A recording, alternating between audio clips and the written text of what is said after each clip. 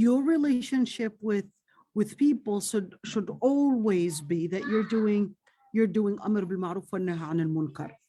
But there's a difference between a relationship in where, yeah, kind of like that Venn diagram, in where we might actually have classes together. We might actually, walaikum salam, we might actually share certain things together. But there's a difference in where, yes, how much we share and how I keep that limited, the amount that we share together, in between getting them too involved within my circle.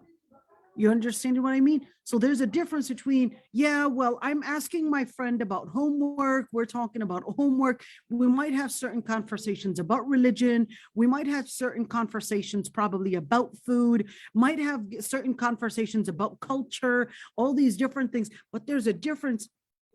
Take some with you. But there's a difference between that and actually putting within the circle. So if I'm discussing my own marriage, well, this is putting her too much out of within my circle of diagram, because my understanding of what is the right guy, who is the right guy, what should the guy actually have, my understanding is DNAIM. My understanding as a Muslim is that I need to consider his deen first, not the money, not how handsome he looks. That's not, as a Muslim woman, that's not my priority. My priority is not how much money he's got or what he looks like in 6 packs and 20 packs or whatever it is. The priority is his deen. So that's why it's really important that when you do these diagrams, when you're relating with people, you're actually keeping certain people within a certain boundary.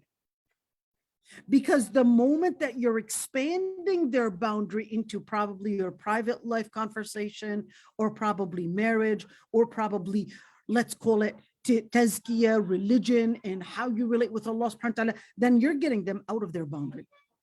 So you have to identify, should I include this person? Is this person to be included within this conversation? Or have I put them in the wrong area? You understand what I mean? Oh, yeah. And this actually means time. This means that your deen, if they're correcting you or they're trying to speak about your deen and what you regard as right and wrong and all that stuff, well, then they're taking too much of your space. Yeah. They did not confine themselves to a certain boundary. So then I'm going to go all the way, DNAIM. DNAIM is basically that foundation of your boundary, your deen, your nafs, and your life, how you design your life, your relationship with your mom and dad. That's not what a friend that is probably, basing her definition of justice and what mom has the right to do and what dad has the right to do and what husband has the right to do based on, their definition of patriarchy and feminism and all that. You as a Muslim, you've got a whole different definition. So For somebody that comes from that background, they don't belong in your area. They have a totally different perspective. And that's mainly my problem with a lot of the psychology that is studied. A lot of it is actually coming from a foundation that is in total odds with Islamic foundation. Yes, they will probably present it that, okay, studies said this and this and this, but you gotta keep in mind that the narrative that comes in is not totally subjective and unbiased, but it has a lot of influences coming from a liberal, feminist, atheist background that basically lets a person read the conversation this way.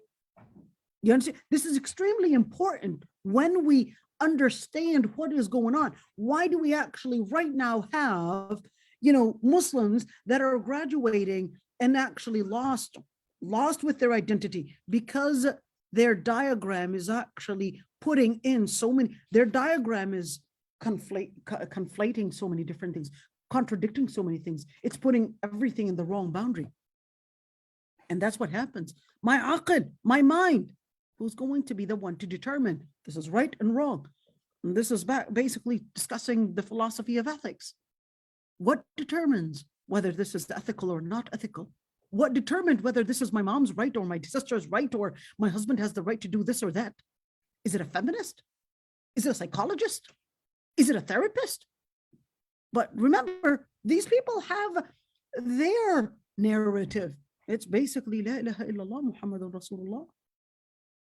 La ilaha illallah Muhammad Rasulullah. That's what defines aql for me.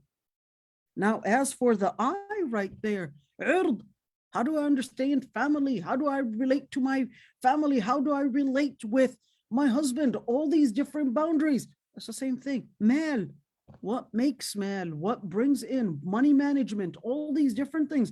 Islam has its own foundation.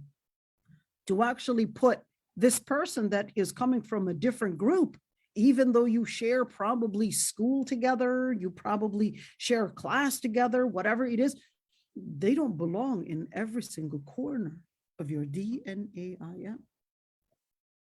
And if you don't know how to correct their spaces and how to recognize your own space, you're confusing your identity. Simple as that. You understand what I'm saying, Maryam? Yep. Well, yeah. Sorry, you guys. I don't play games when it comes to Islam. Simple as that. I will straight. So here's the thing, Iman. Here's the thing, Maryam. If you don't lead, others will lead you, my dear. You're either a leader or you're a follower. What does looking like a leader actually mean? Looking like the leader actually means you have to announce and take the position to actually come forward and teach others about haqq. If you are afraid that maybe they'll ask me questions that I don't know how to answer, it's okay to consult someone else. Hey, how can I answer this question? Or etc. If you're afraid that, oh, maybe it's going to be a fitna for me to actually answer a lot of questions, I might not even know how to answer it, etc., then it's okay to actually pull out of that circle as much as you can, because you don't want the gravity to go the wrong direction. Mm-hmm. If you're afraid that the gravity is going to go the wrong direction, no, at the end, ittaqu fitnatan. All right? At the end, keep away from the different fitan. At the end, if you're afraid of a certain fitna, that's a fair thing. If you know that you could be susceptible because you don't have the ilm, don't put yourself in that debate. It's okay. رحم الله امرئ عرف قدر نفسه. May Allah subhanahu wa ta'ala shed his mercy on a person that knew his capacities and his qualification. Right?